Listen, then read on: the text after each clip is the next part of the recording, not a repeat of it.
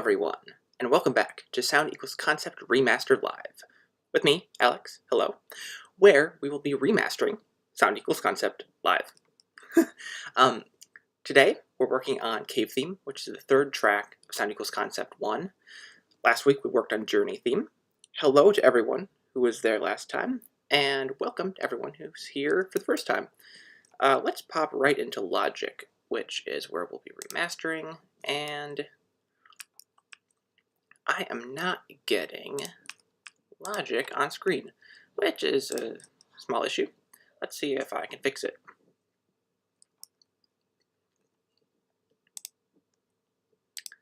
Alright, I think the quick way would be to restart Logic.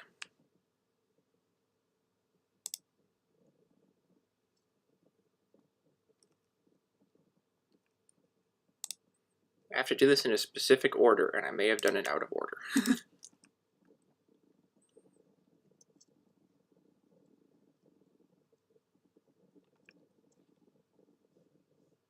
Alright, Cave Theme is back.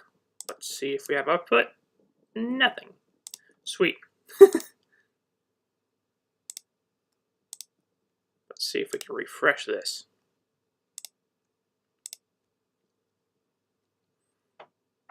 In the meantime, hello, how is everyone?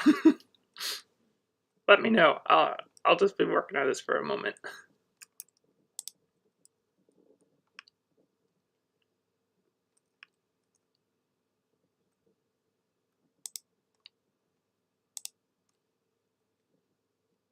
Gonna have to do this the hard way, which won't be too hard.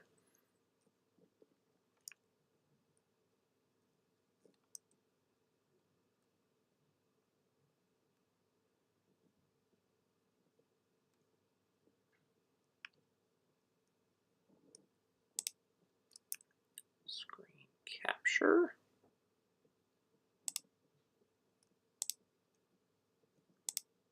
Application. My application will be Logic. See if this works. Fingers crossed. Ah, darn it.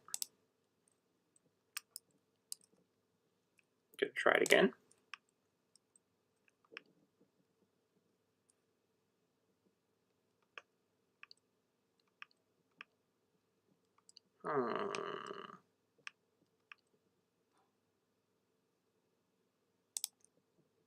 Let's switch it to a window. If you're not familiar with the behind the scenes, don't worry. I'm just messing around.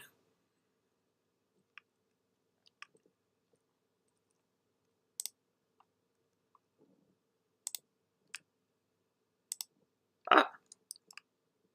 Do we have something? Okay, I'm gonna have to get this in screen.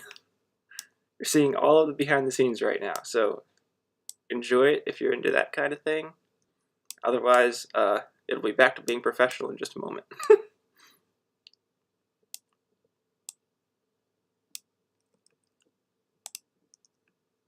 We have Logic! Okay. So, welcome, finally, to Cave Theme, Track 3. And let's just start. You've seen me color code before. Well, that's a lot of dead space. Let's trim that down. I'm going to color code while we listen to it. Hopefully we get audio too.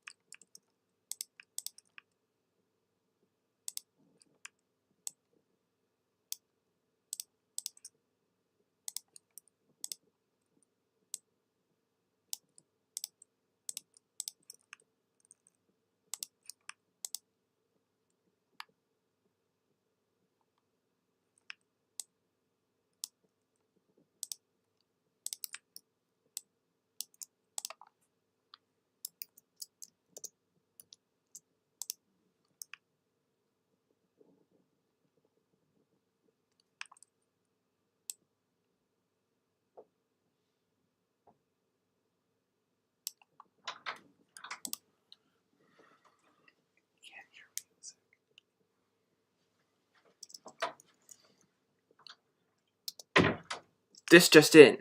I've been informed that the audio is not synced. I know how to fix this. I fixed it before. Okay. Hey, at least we got it color-coded. So, enjoy the pretty colors. And I'm going to hop over and fix the audio.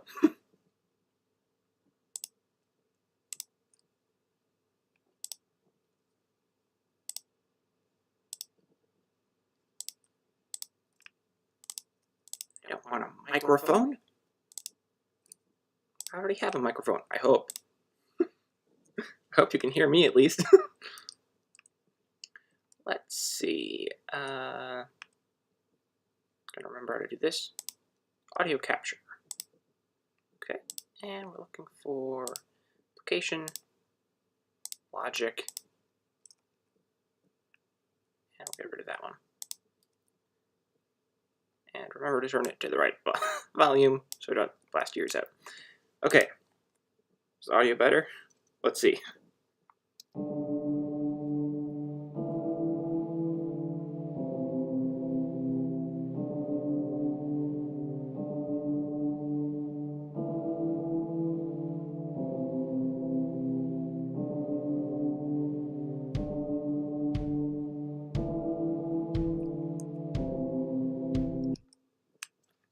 All right, I'll be right back. I'm gonna gonna run a test.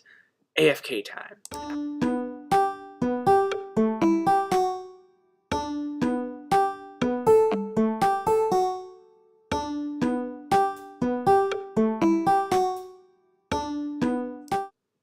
We have audio.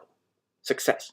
Okay, sweet. Now that things are working, we can get working. So, for the second time, let's listen through Cave Theme. For my second time.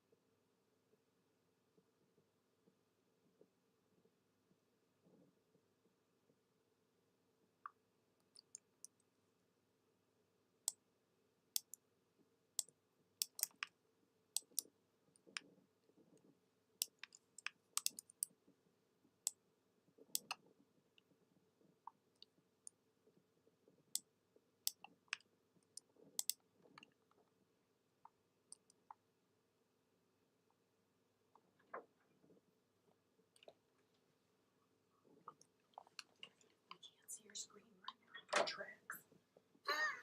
And we can't hear it right now. Microphone. You're not saying anything, but are you playing your song?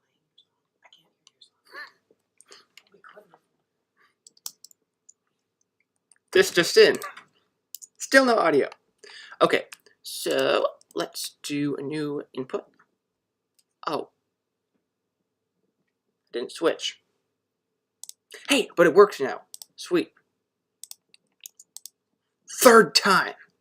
You know what? Just go on YouTube. You can listen to the original version. No, it's okay. Here we go.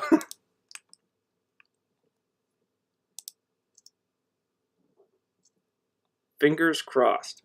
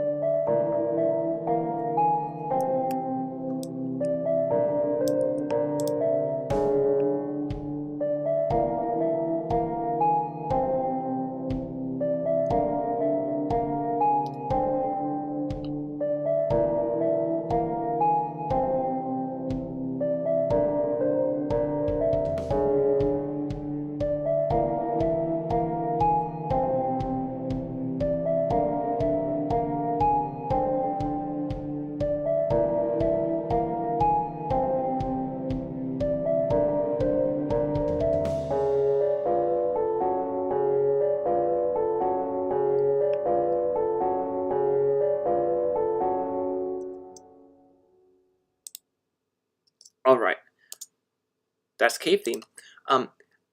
Something about Cave Theme that I like a lot is that it's simple, right? You can see there are only a few tracks, and we won't count the droplets. I'll come back to those, but those are details. So only 5 tracks, right? And 3 of them are just pianos. So it's very simple, but I like how it progresses. So the main lead is this. It's a very nice piano. It's called Below the Surface. It's just a stock Logic preset.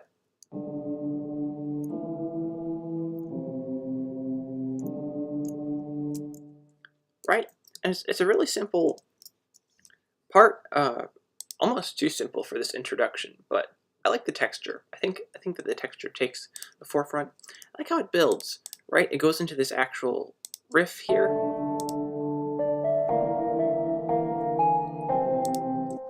Which this is the dark lo-fi piano, if you recognize it from the other tracks. And the velocity is pretty high on this, so it's really intense.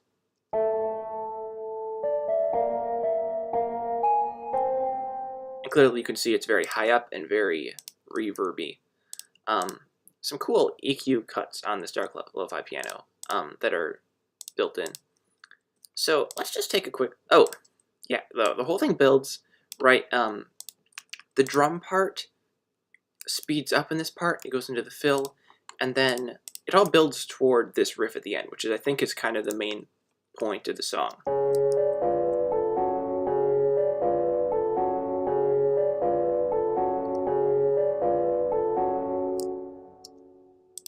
I quite like that.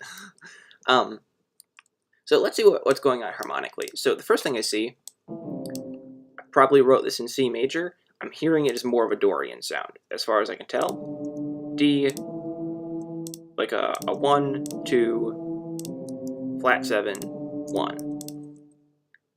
And then let's see what the strings do, because it goes into like inversions for a little bit.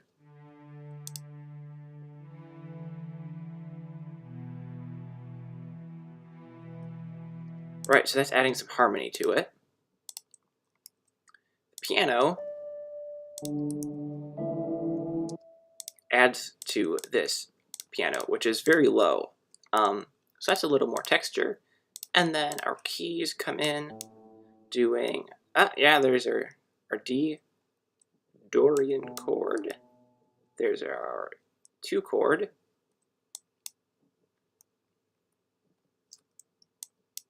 Yeah. So let's pretend this is in C. Yep, there it goes. Okay. So just a simple 1, 2, 7, 1. And let's actually see, I don't know if these strings follow that progression, so I like the inversions. We could add a little bit of bass, as we have been doing. I think on these strings would actually be nice to do the bass. And the bass can then really, I think, hit home the harmony and not ruin the inversions. And then let's see what's going on here. Ooh, okay, so we have some weird notes in here. We're starting on A, so it's our 4.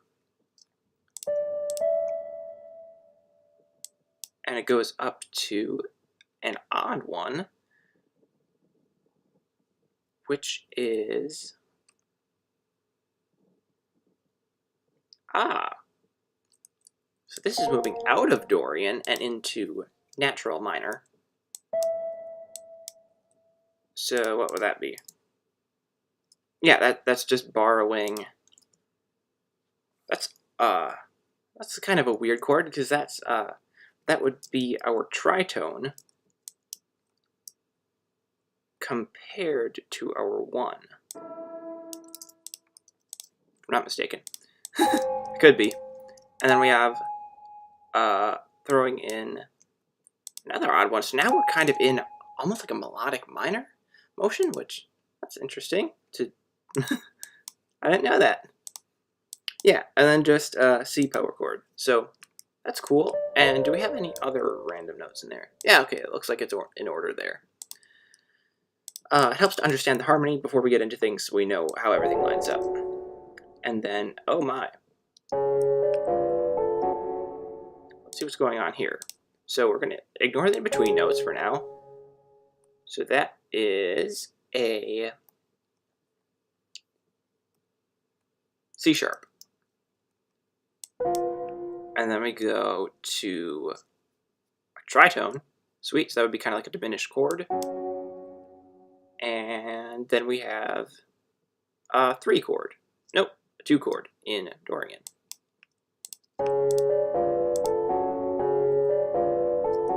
And then what do our in-between notes go to? Okay, so those are expected chord tones.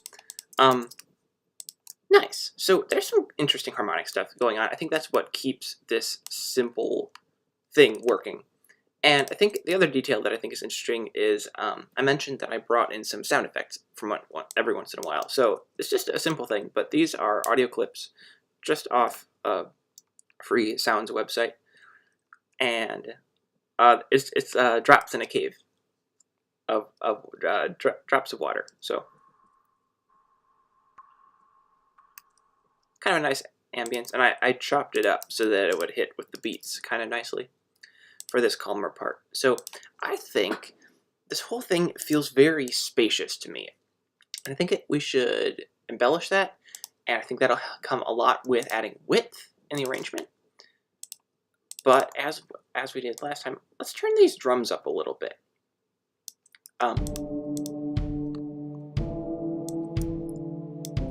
But not too much. There's something about this back and forth pattern that's cool. I just want to try this. These are all kicks, by the way, which have a pretty low sound. So, okay, I'm liking that. There's a pretty low velocity on this fill, so let's turn these down to like 80. A little more. There we go. And I don't want too much on this drum kit, so let's actually crush it out a little bit. What I mean by that is just going into the EQ. I think this is a good, kind of an interesting style. You can see this high cut is taking the low end out, or the high end here. So you can see all of these high frequencies, which are on the right, are getting cut out. I'll do it dramatically so you can hear it. Right? The higher parts are getting filtered out. So let's just shape this.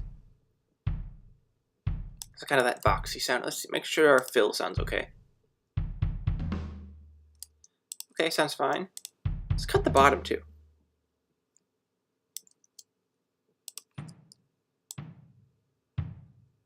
Not too much. There we go. Kind of a square sound. And let's check our fill again. There we go. I'll try an example of this.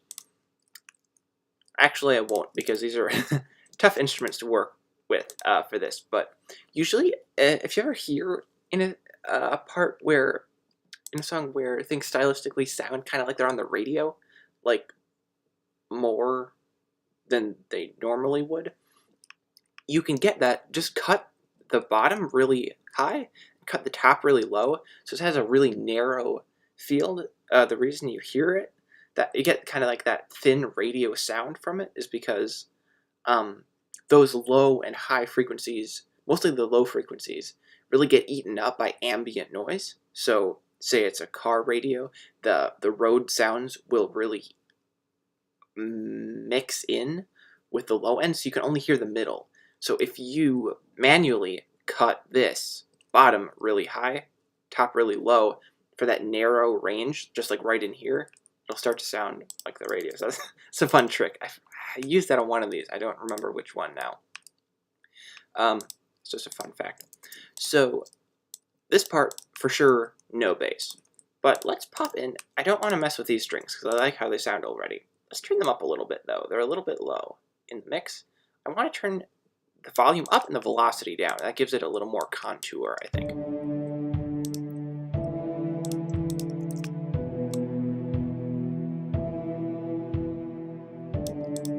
There we go.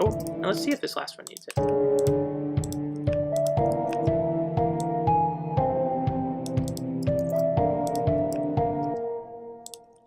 Okay, that's working. Now let's take a look.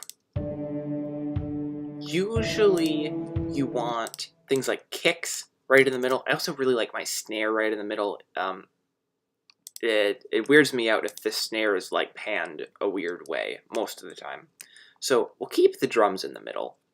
It's nice to add things like hats and crashes panned out, and toms for sure, but we don't really have much for that. Actually, do we have toms over here, or are these all kicks? Oh, we do have a tom. That's okay, we'll leave it how it is.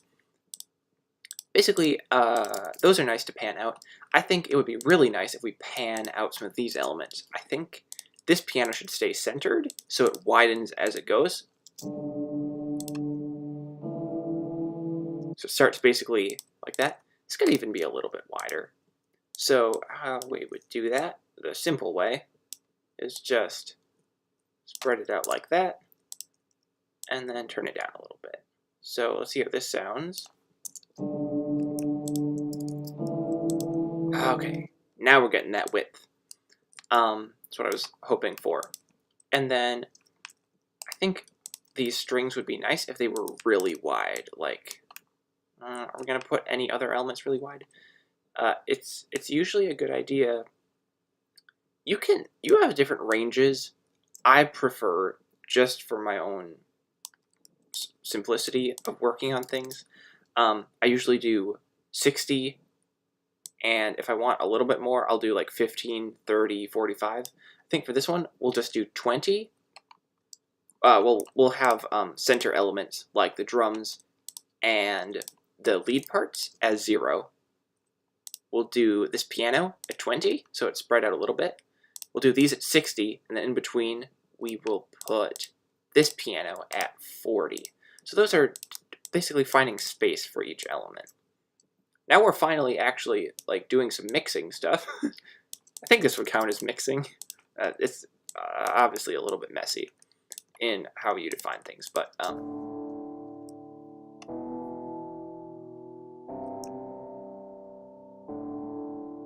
yeah, just playing some power chords. So,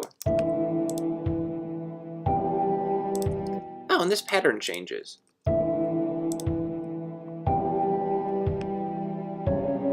So now I hope you can hear there's a lot more width to everything.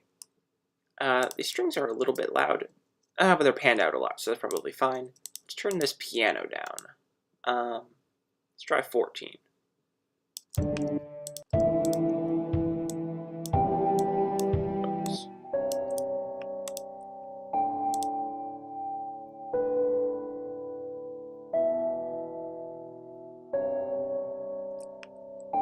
What's going on there? It's an interesting harmony. Not interesting in a bad way, I don't think. Ooh, okay. So that's our Phrygian flat 2. Or just a flat 2. Maybe. It's more maybe just an in-between. So what's going on with this melody? Okay, so most of these are diatonic, except for that one little weird note. I was actually messing around with this chord. It's nice. I won't get sidetracked for too long, I promise. But it's a chord. It's fully diatonic, so it should be pretty common. But it has such an abrasive sound; it's not used a lot. Say you're playing C major, right? And then you go to the 4 chord. If you play a C sus4, that's still a fairly consonant sound because it's a whole step here. But if you play the 4 chord, to keep it diatonic, your sus4 chord has a half step instead. So it's a different sound. So it has a half step on one side, but a tritone on the other. So this is a really tense sound, but it sounds pretty cool. It's very powerful when you can use it in the right way. So I've heard this referred to as like a Lydian sus4, because say you were Lydian starts on the 4 chord. So let's say start on the 1 chord, then you have your sharp 4th for Lydian. The keyboard won't even let me play it because it's a weird sound. It's cool. Pretend that's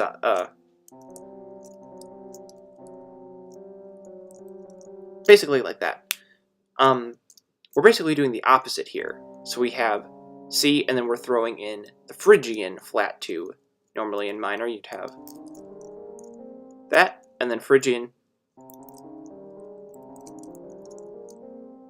you have the flattened 2. So I've never used this one, but I believe if my memory, because it's sharp. It's a cool property. Since it's sharp, you can't flip it around the way you can with regular sus chords. Anyway, got off topic for a moment there. Just take a look at these strings.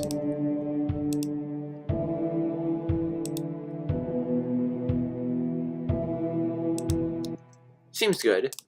So let's decide what our root notes are for these. And I think probably about the same.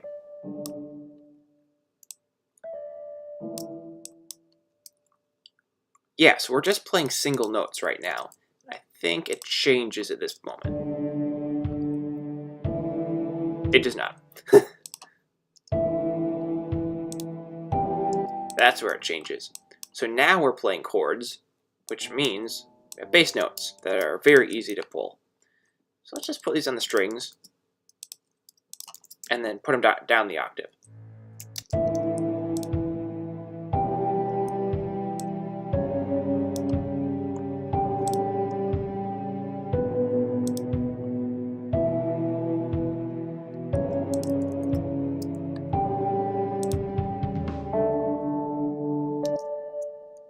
That's nice. Okay, so there's a little bit of bass in there. Should we add it here later on?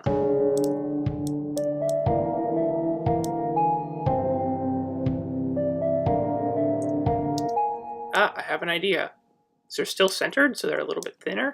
Let's put these up an octave, and then you could even climb down. No.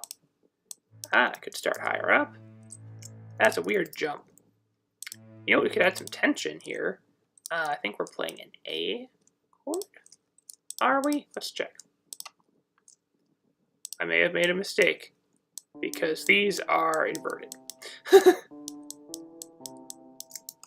I was actually liking how it was initially, so it's going to probably be way better this way. There we go, and then down the octave. Nice.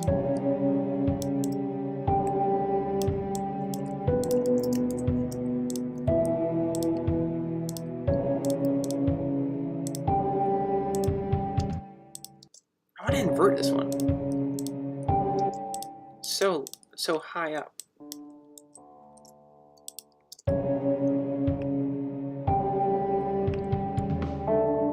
There we go.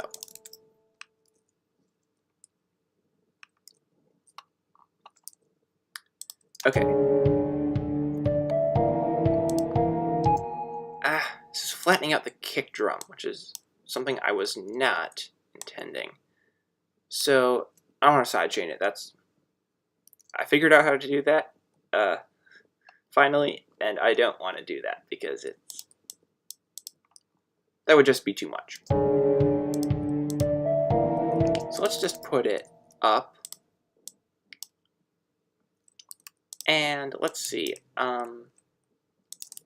This is our part. What was I going to do? Lost my train of thought. Oh, I guess if this goes up, we can't do an inversion. Oh, but we could, actually. So this is on A. Let's pull that up to A. Why do we have two copies? Are we playing a double? Aha! I think I dragged 2 down accidentally. So let's just add a tension note here by putting it up a little bit on A.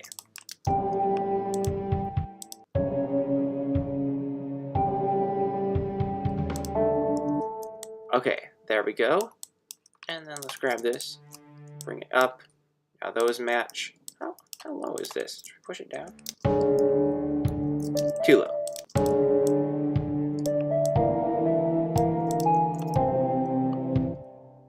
Okay, and is that filling things out too much?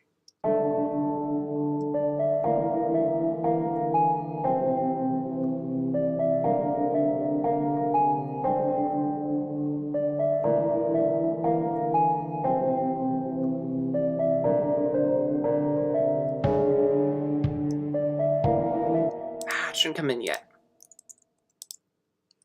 What if we throw in just the tension?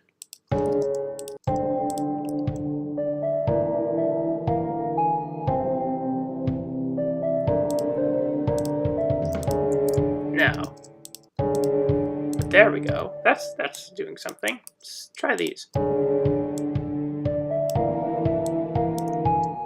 Oops. How would these sound by themselves? Not to cut everything else, but just to see.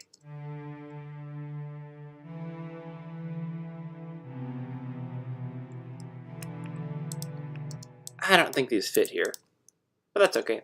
We'll just do bass in this one spot. And that'll be good.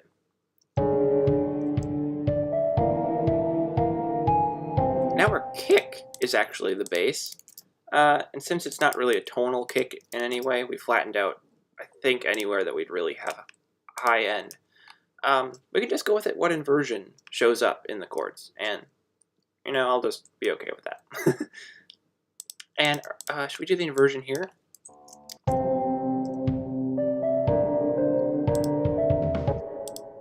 Yeah, I like that. Let's try it here. Strings have these the way the attacks line up, you have to put them in specific spots. You have to back up a long ways to get them to play properly.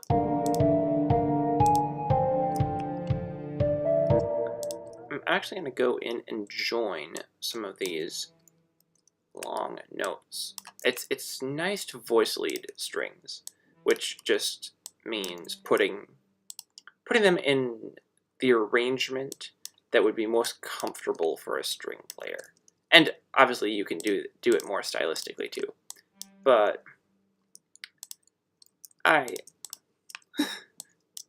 I'm not playing these live, so if anyone else ever will, I'm not gonna throw them for a loop. Oh, silly me. These are piano notes. Those aren't strings. Those we can't voice lead those. Well, we can, but you do it for piano. I'm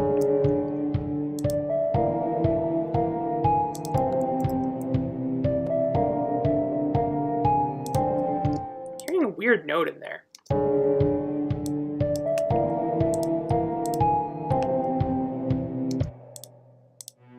It's that. Does that belong? Does it not belong, maybe?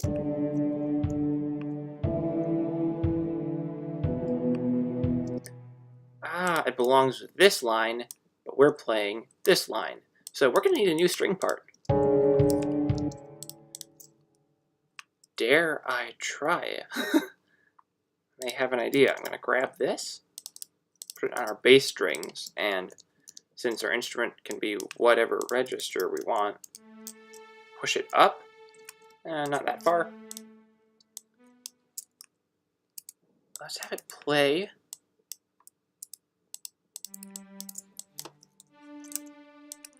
the roots with the kick and maybe against the kick. I'll try it both ways on staccato to build the hype. And this string ensemble does not have staccato. So I'm just going to switch it like a preset in here called full strings. Actually sounds pretty good. Except I'm not going to do it on there. I'll make a new track.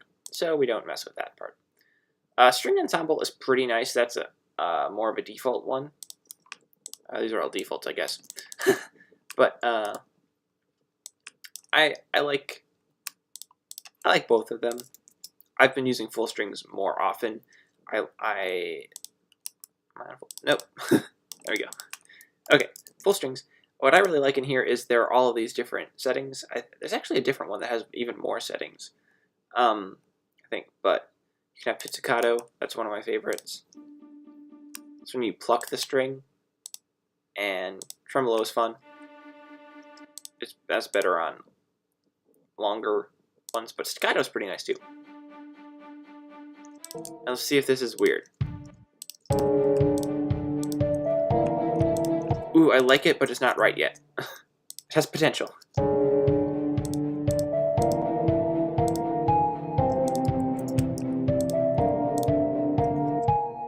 There we go. I think these need to be different notes. Let's invert both of them. So this would be on G, pretty sure. These aren't really supposed to be bass notes. So let's do them as inversions.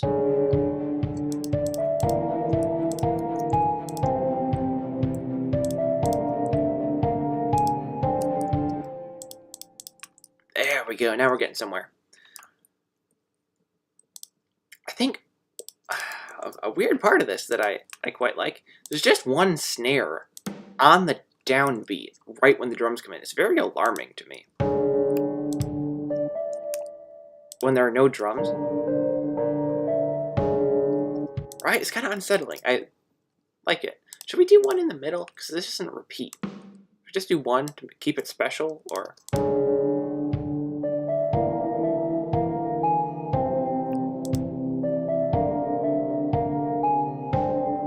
nah. Keep it special. Just one surprising beat. An unnerving snare in the middle of a cave.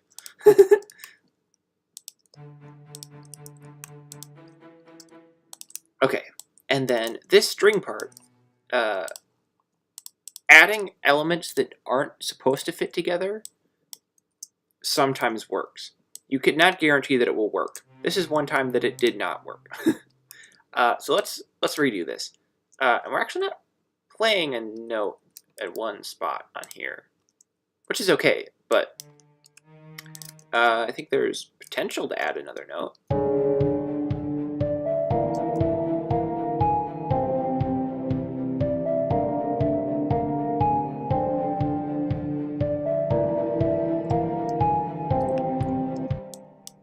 Ooh, that's a weird note.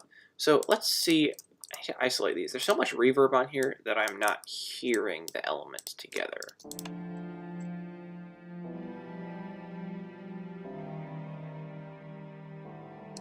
That's weird. But kind of cool. Oh, it's a random C minor, which would be a minor 7 chord. I haven't done that before. Well, evidently I have. I didn't do it on purpose.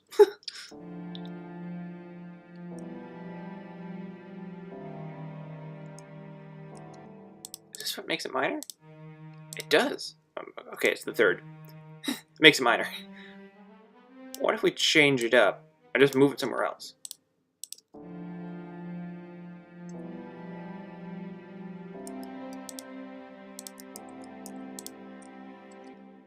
Okay, that's not bad. Let's see if it continues to not be bad with the rest of the mix.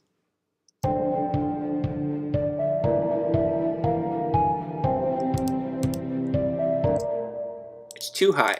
Let's put it on a different note. Yeah, okay, G is next one. Let's just try a major third, because I think that's what we're... yeah, that would be a major 7 in Dorian, so...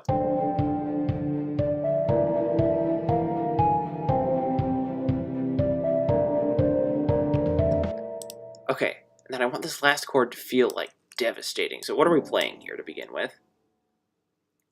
We are playing D. Should we pull out like a really old trick that's slightly old, reused as a slightly old pop trick? A major. We're looking for an A major chord. It's the major 5, evoking kind of a Phrygian dominant sound, which is, honestly, this trick is so far beyond that it's almost less of a Phrygian dominant sound and more just that one chord that people use to make it sound good. I notice these are cut in a weird spot. That's just a mistake. We can fix that. I can't fix that, apparently. There we go. Just, things get off grid sometimes. Gonna ignore that it happened. Okay.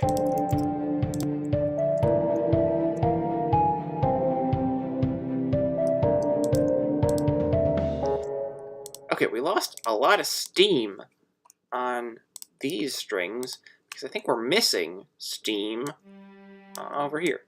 So let's just do, ooh, is this an opportunity to use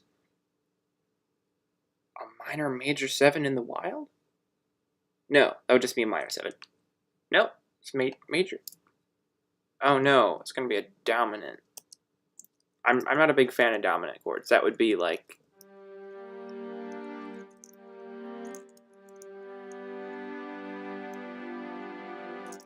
Wait, this is an easier one. Right, there's so much motion back to the root that it's too much.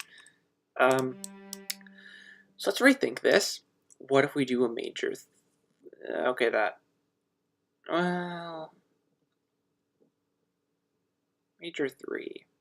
We're in Dorian. We could go to the major 4. Could you go to the diminished 6? Or I don't want to do the major 5 now. What is this note in here? That's the 4. We're doing like a 4, 6. Okay, let's just. This is a 2 chord. What if we lean into the 2 a little bit more? Oh, and then we already have A. So let's just grab all of these and see what we can do. And we want something that supports this. Ooh, okay. And now we're playing something different. So for sure, we want these. Playing A? Ah, so A looks like it may be the 7th.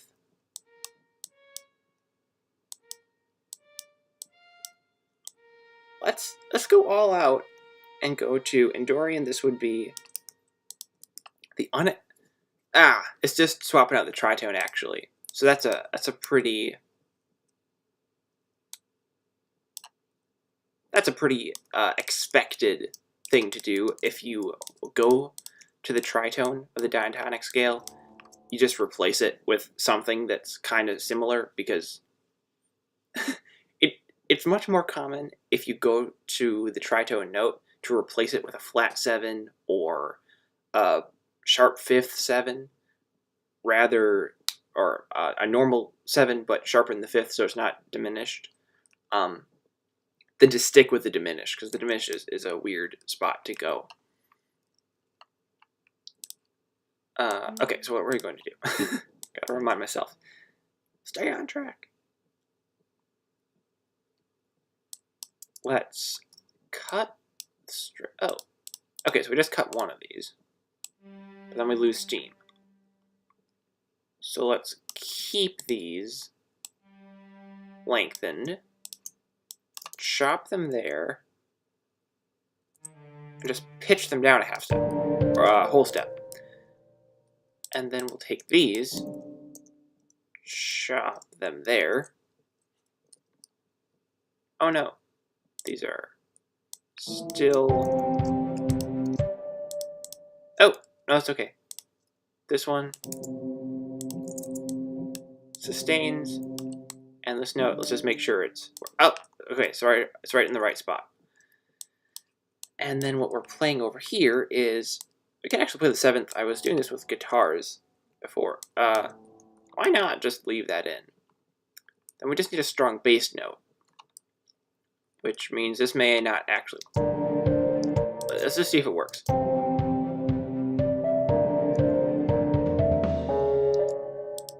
Strings aren't quite right.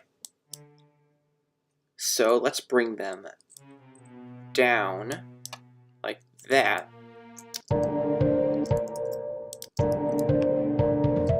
Where's our bass note now? Oh, we're playing D as the bass note. I don't really want to do that. So let's... Oh, geez.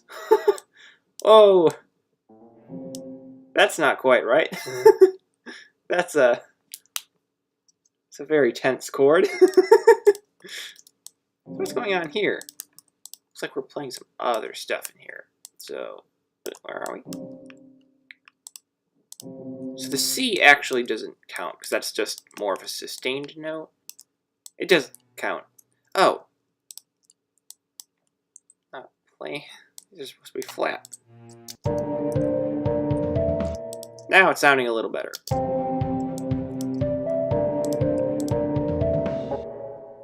And let's not sustain either of those because they are different notes. I guess we could put the 6 on there. No. Do we have to sustain all of these? Because that's going to be like... if we do a 7... no, that's the 6. Silly me. I'm thinking in minor, but we're in... Or I'm thinking in...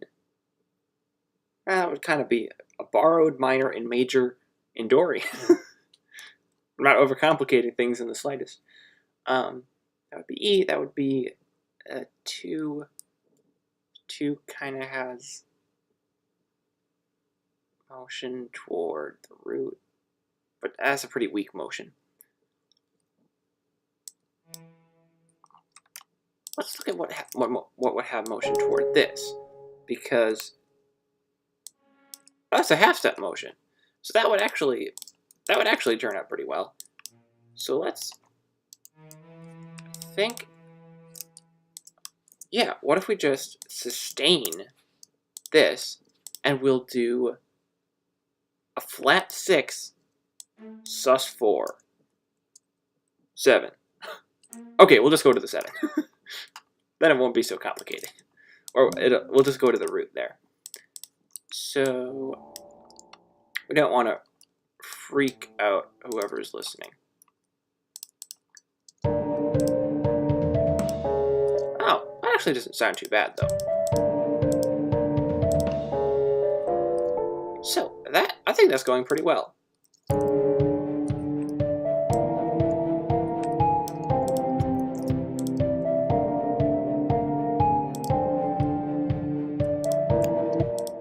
And then I just had a random idea. Let's make copies. We're going to have so many copies of these tracks. I don't know if... There's probably a more efficient way to get all of these duplicates around where, like,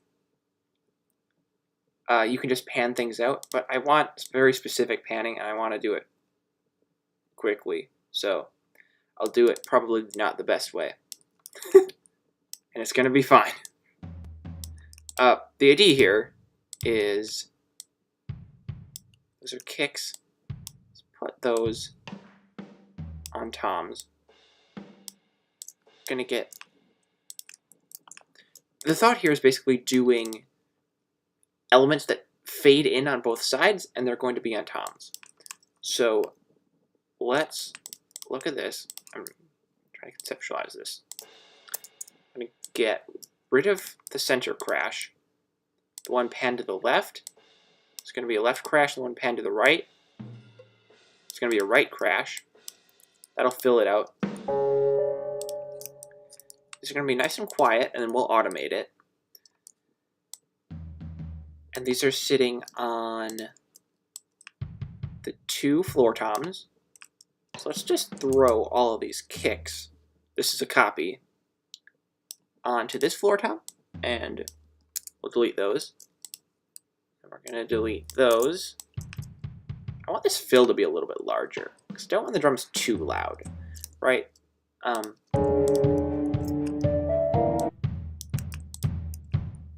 That's a really full sound, and it's actually pretty easy to play.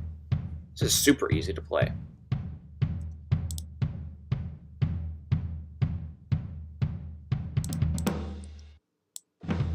Sweet, and I think we have hitting the snare on all three of these. It's already a more full sound. Should we even? You know, I'm gonna actually undo a little bit of that. Let's take these, zoom out. Let's just do this with velocity. Automation is awesome, but it complicates things quickly if you're not prepared for it, and this project isn't set up for it, really. For dragging around elements, actually, it would probably be fine. But I'm not going to automate it. I'm going to do it a little bit of a simpler way that's also really effective and easy to work with, too. So, there, and let's just keep that automation, duplicate it, and then we're going to turn this track into a duplicate of this track. And now, should be identical, except we move the crash. So this one can go away, and this is what it's going to sound like.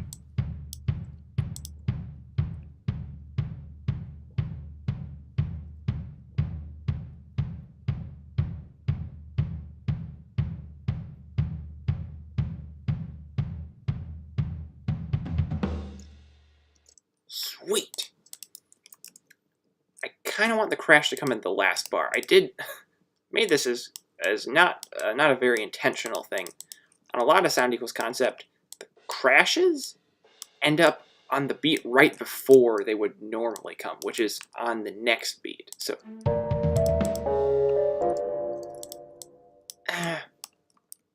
it's too indicative of the track. It has to stay. We'll go with that. It's fine. I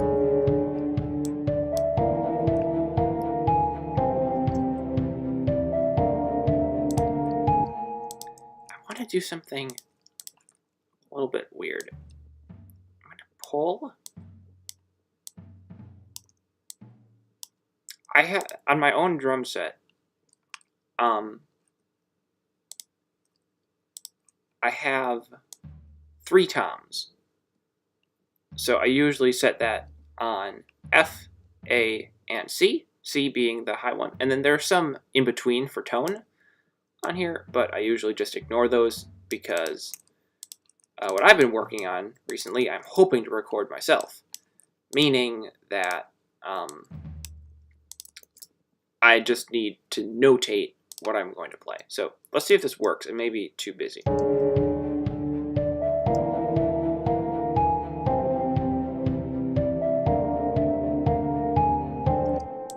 And it's not even audible, which is better than too busy, but okay. Velocity is very low. Let's turn it up a little bit. It's sounding like what I want it to sound like. It's not very audible. So there we go.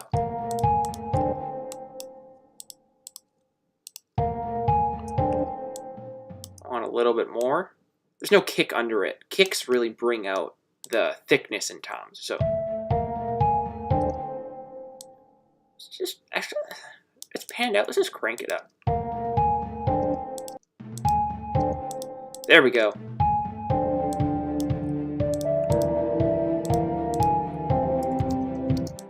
Let's actually, you know what? I like this enough. Let's put it on each bar. But maybe not the first one.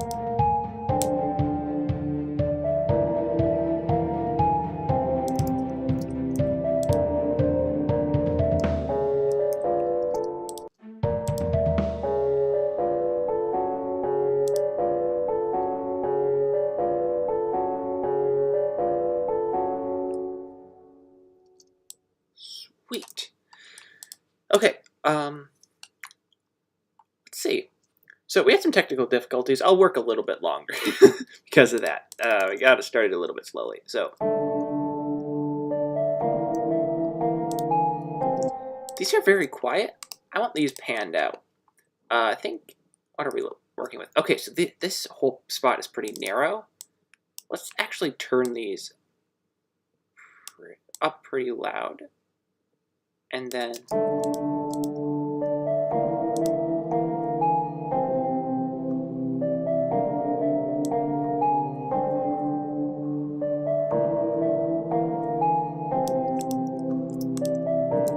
there we go. And then what I want to do, I want to vary the panning a little bit. So, should we mess around with it? That's just detailed work. I'll mess around with it later. So let's take a look.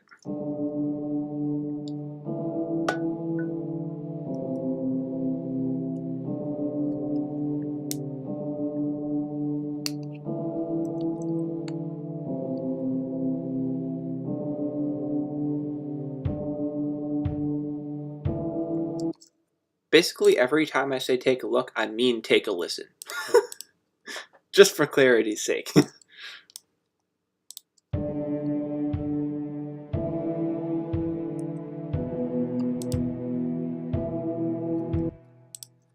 I was messing around with this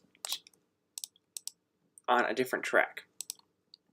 I think a fun detail, something I've always wanted to add in here, and I've imagined, are tubular bells, which are kind of a rare instrument to hear on things, but they're cool.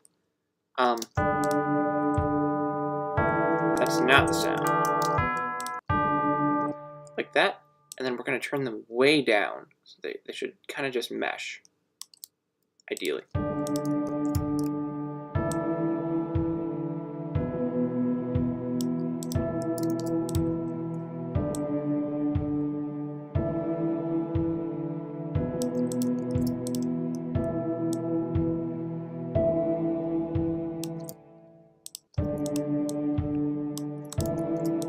There, really narrow, and then I'm going to let off. Strings a little bit on this side.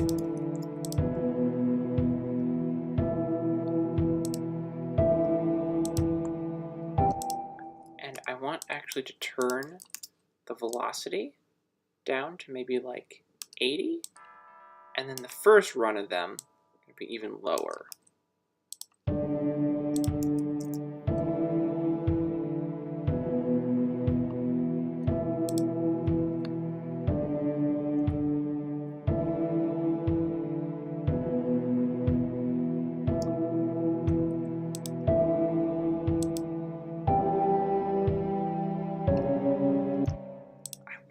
I want more swell in this moment.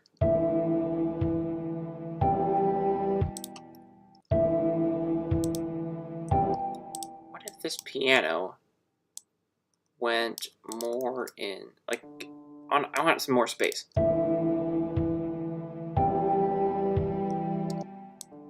More like there.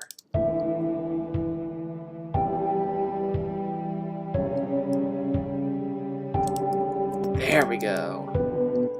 Does that work on these two, maybe?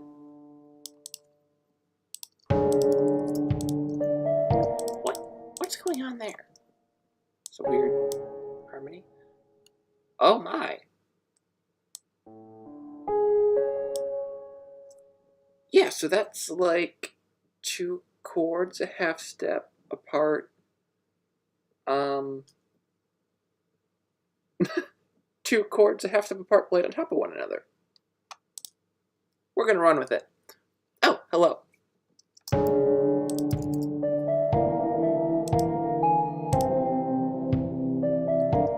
know what I think I'm hearing?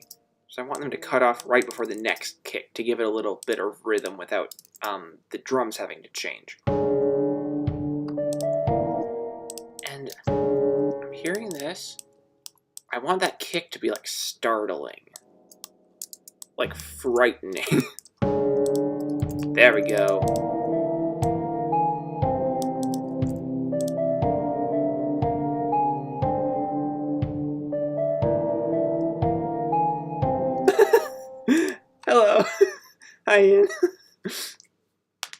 Sweet.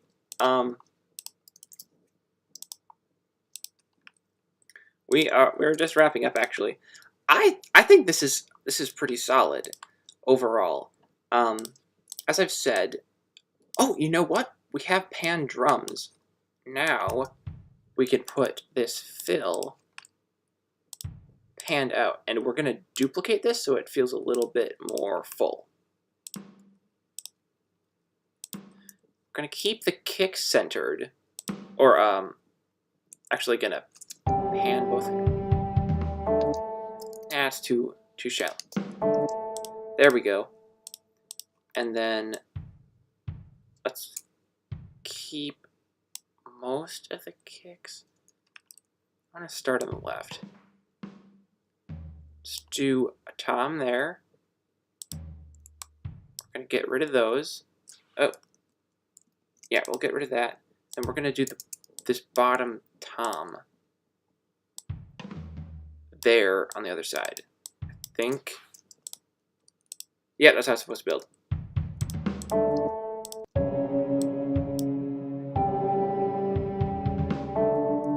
There we go. Sweet. Okay, I'm gonna play through the track. Thank you everyone for coming. And I think we have some great progress. It feels finally a lot more spacious, and that's an important step for Cave Theme. I like the drums, how those are packaged, the width of everything. I just said that, but I love the width. I like these little staccato strings. I think those add something. They fit. It feels like a detail that's been lifted out of the darkness rather than like crammed in. Overall, I liked revisiting this because there's some weird harmonies in here. All right, let's actually just select this whole part. Goodness, that's almost like more than one scale. So that's cool. I like the dissonant notes. It makes it cool. Yeah, let's take a listen.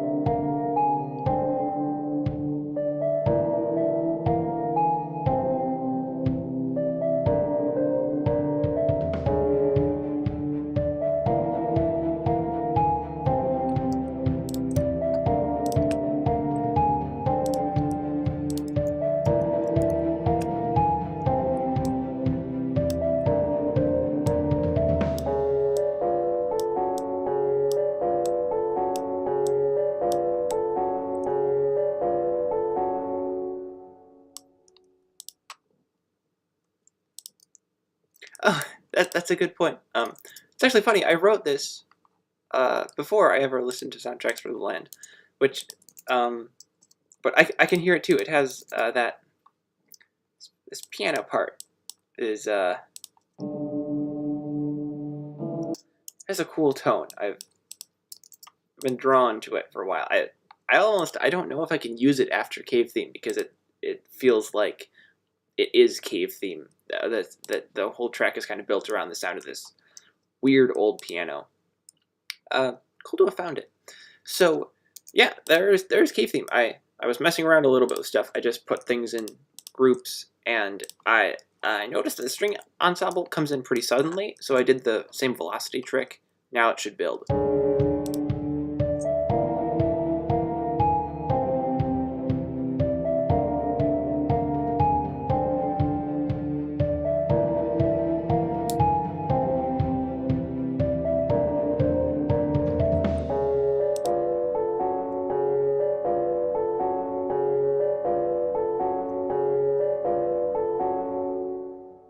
Sweet.